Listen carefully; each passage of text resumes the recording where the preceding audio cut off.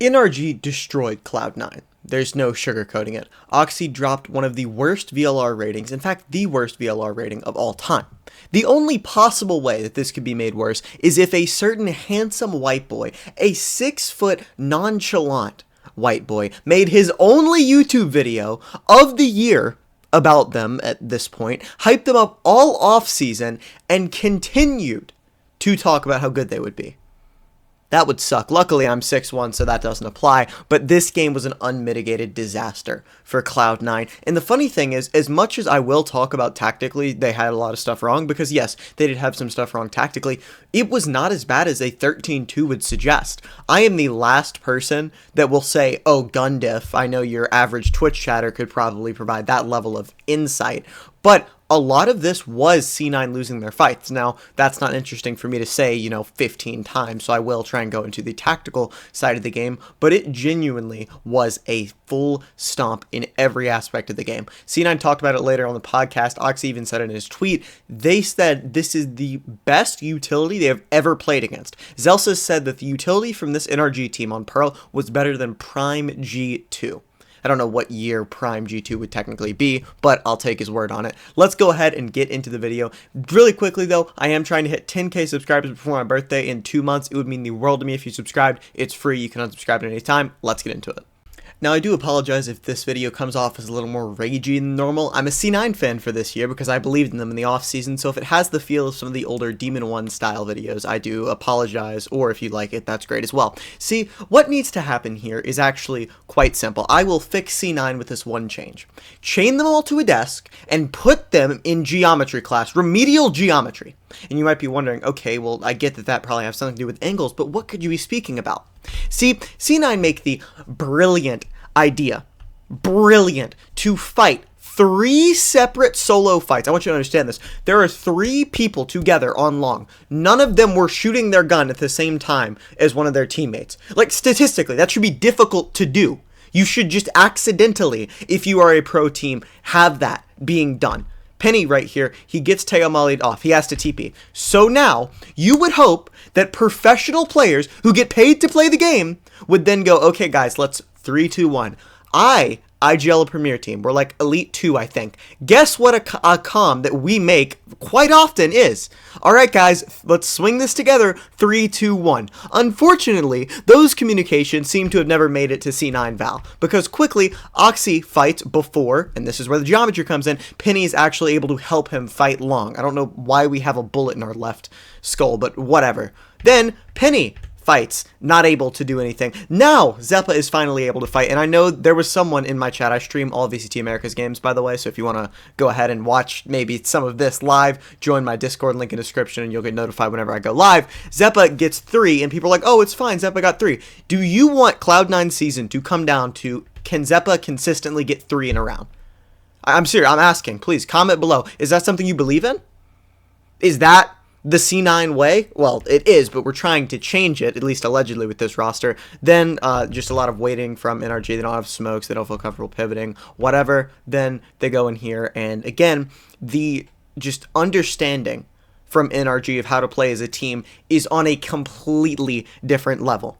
Kiko's here. He's going to take the first contact, then show Brock, hey, they're here. Sova ult them for me. Then Kiko goes in, out as they're trying to avoid the Sova ult. Just beautiful. A tear is brought to my eye. A happy tear for NRG and some angry tears for Cloud9. But let's go on. Hey guys, this round is super important because Oxy gets a kill. I know this may sound crazy, after all he's the superstar duelist of this roster. He'll only do that one more time this game. Another fun fact is that he decides to stay. Yeah, this is when you would back up, play the numbers advantage you got. Instead, very gracious, Oxy with the heartwarming gift to Ethan, congratulating him on his champs win with the numbers given right back to neutral. They do end up winning this round. Congrats. Just a lot of waiting from NRG. They just kind of sit here main. They can't dive out because they don't have Mata, so they just kind of wait and hope that C9 maybe think they're using other areas of the map. They're not. C9 win this round. They also only win 2 rounds this game. It's a disaster. Let's move on.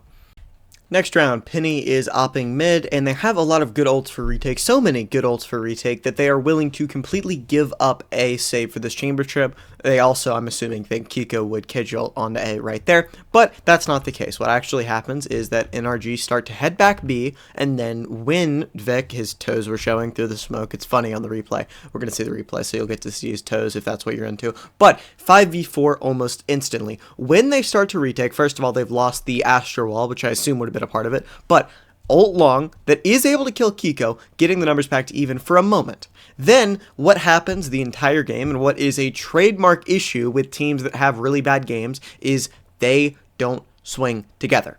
Right here. You're going to see it on the replay. I'm going to show you because it's a better angle, but watch this. When they swing, it's Oxy and then Penny, not at the same time. Let me show you the replay because I thought that it, first of all, there's the toes for those interested, but right here. Oxy swings, dies, he is dead. He has swung and died. He has perished. And Penny is still not out. I really do get that it's really uncomfortable swinging with the op, but you have to, in that spot, have better coordination. It gives you a chance at winning the round. At the very least, you can peek out, get that kill, and then go back and reset. Have that 1v1, but that's not the case. And NRG take another round. Thus begins what I like to refer to as the eternal force from Oxy. He will force up Buckies and shotguns to no avail for the rest of the half. Now, this play is probably the most egregious blunder that C9 make. It's one that I genuinely don't think I have words for. I'm going to try and find them. Oxy dies here. Again, the eternal shotgun force will continue. I liken it to when, if you're on pie watch and you start forcing up and continually forcing up and forcing up to try and avoid the pie, you're going to pie. Right, you have to save, you have to take that hit. Speaking of taking a hit, right, this is a KJ ult. This ultimate ability has been in the game for years now. There was a meta defined by KJ years ago that, with this team being so old, they were here for. So they should know roughly what this does, right? Initially, when I saw this happen, I thought Zeppa thought that the tail mollies would still kill the KJ ult. That was the thing that could happen. That's been patched. That's what I thought happened. Because in any other scenario, it is inexcusable for you to just ignore it.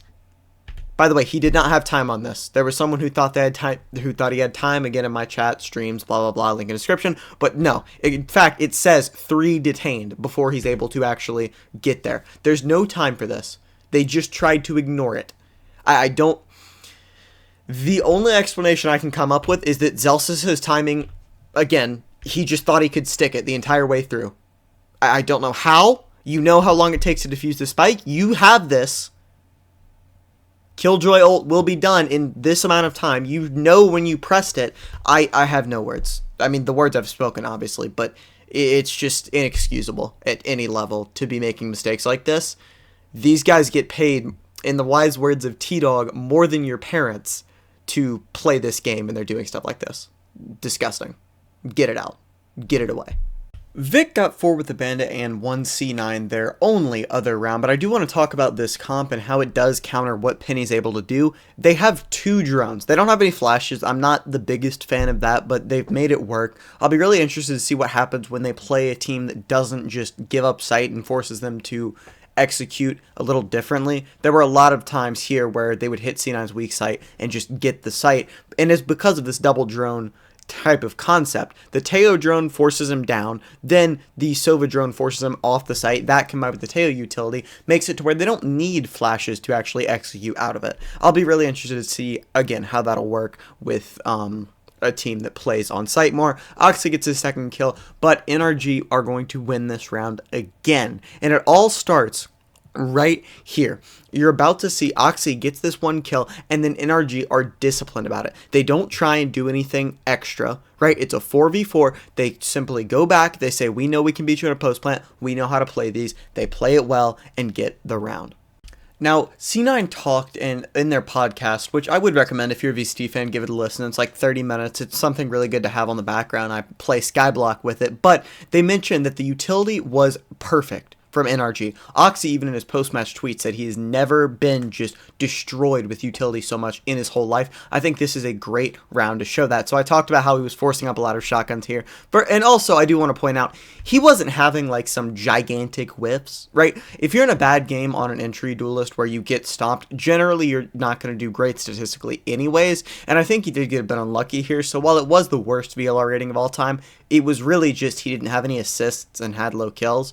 Because assists matter a ton for VLR rating. There are people that have had 0 kill games with a higher rating than him. But anyways, it was just a pretty unlucky game from him. It wasn't that terrible as the entire thing from C9 was. But I want you to watch this. There's an Astral Wall down. Celsius gets killed by the utility there. Now, when you look here, they just... I can't even like properly describe how well NRG played this. I've talked about the coordination that C9 needed to have. It's what NRG has. Scuba and Ethan threw this immediately. Scuba backstabs Vic there for the kill. 2v4 situation. C9 trying their best. Zeppa, again, he had a great game. He did. I even made a tweet about it. You can follow my Twitter link in the description. But he was playing with hatred in his heart. He had his NRG life game. But unfortunately, it's not enough if he's the only one that's actually trying. That's going to be all for me today. If you liked the video, make sure to subscribe. It would mean a ton. I'll see you guys next time. Comment what video I should do tomorrow, and peace.